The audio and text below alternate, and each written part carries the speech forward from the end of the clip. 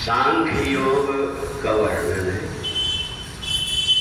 विहाय कामान या सर्वान पुमांस चरत निस्पृहा निर्ममो निरहंकार सशांतिम अधिगच्छति।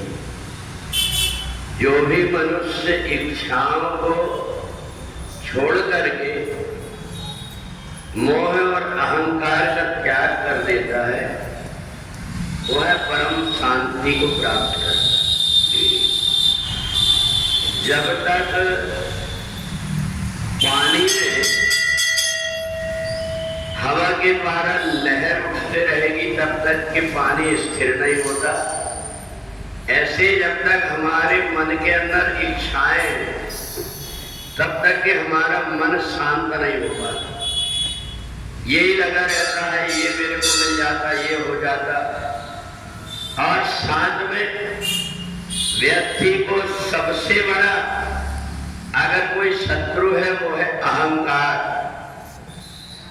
अगर किसी व्यक्ति को कुछ प्राप्त हो जाता है, चाहे वो धन प्राप्त हो जाए, चाहे बल प्राप्त हो जाए, चाहे बुद्धि प्राप्त हो जाए, अगर वह अपने को दूसरों से श्रेष्ठ मानने लगता है तो एक ना एक दिन वो नीचे गिरता है। इसलिए गिरता है, प्रकृति का नियम है, जो चाक ऊपर को जाता है एक दिन उसको नीचे आना पड़ता है। इसलिए जो ये सोच लेता है जीवन में मेरे को सारे जितने भी गुण हैं सब कुछ मिल जाए, परंतु मैं जमीनी स्तर पर अपने छोड़ूंगा नहीं। जो कुछ भी मेरे को यहाँ से ऊपर उठ करके प्राप्त हुआ है वास्तव में जमीनी सत्य है। एक न एक दिन इसी में सबको आना पड़ता है। इसलिए ऐसा मान करके व्यक्ति अभिमान को त्याग करके कर्म करता है तो उसके कर्म से सेवा भी हो जाती है। बहुत से ऐसे व्यक्ति हैं जिनको ये लगता है हम ये काम क्यों करें, ये काम हम इस लायक के हैं क्या।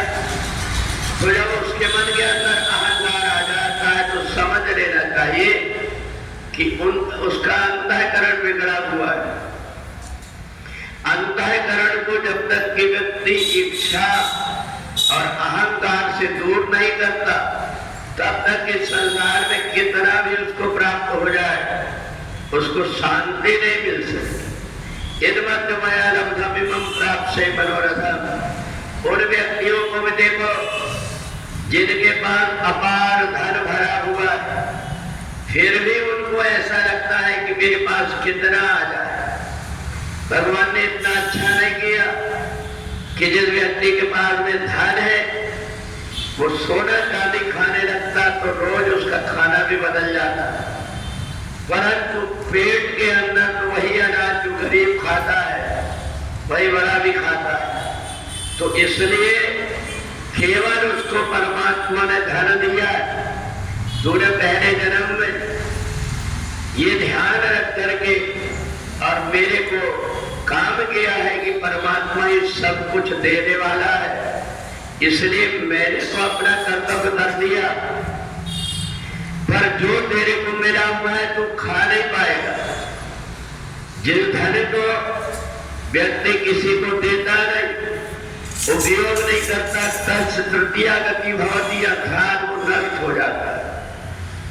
तो इसलिए हमारी अरब खरब नौ लक्ष्मी उदय अस्त तक राज नहीं है संतोष धन ये है कई काज। कितने भी चीज हमारे पास हो जाए पर मन शांत नहीं हो सकता। अगर मन को शांत करना है तो फिकर ने सबको खा गई, फिकर है सबका पेट, फिकर का भागा जो करे उसका नाम भगी। परमात्मा अगर उसको बिठाते हैं तो ऊपर विमान जैसे भी बैठ जाता है और परमात्मा जब बिठाते हैं तो बिना आसन के भी नीचे बैठ जाता है। ऐसी जिसकी दृष्टि हो गई जो ना तो अपने आप को अभिमान से जोड़ करके रखता है और ना तो मन की इच्छाओं से जोड़ करके रखता है।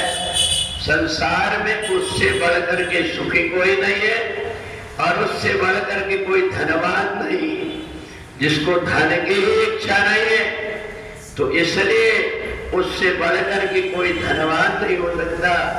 उसके सामने कितनी भी प्रकार की संपत्ति हो, मिट्टी के मोल के बराबर भी नहीं। तो इसलिए अपने आप को धीरे धीरे जो परमात्मा की इच्छा में स्थिर कर लेता है, जैसा परमात्मा रखते हैं वैसा ही रहने लगता है। उससे बढ़ करके संसार में और कोई सुखी व्यक्ति नहीं। सीधा